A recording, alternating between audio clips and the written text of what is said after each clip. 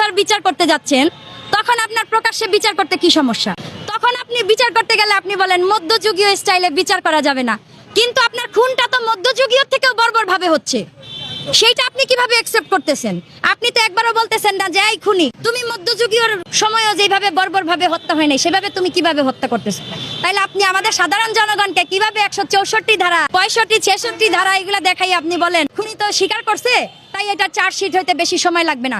Chargesheet করবেন আপনি 1 ঘন্টায়, আসামি ধরছেন আপনি 7 ঘন্টায়, আপনি চার্জশিট দাখিল করবেন 1 ঘন্টায়, এইটাকে কোর্টে তুলবেন আপনি 7 ঘন্টার ভিতরে, এবং আপনি বিচার করবেন আগামীকাল রবিবার আছে। আমাদের সর্বোচ্চ বিচার স্থান কোথায়? হাইকোর্ট। মাননীয় হাইকোর্টের প্রধান ফটকে আমি ব্যক্তিগতভাবে এর ফাঁসি চাই, উন্মুক্ত মঞ্চে, এবং এইভাবে মাথার বদলে মাথা।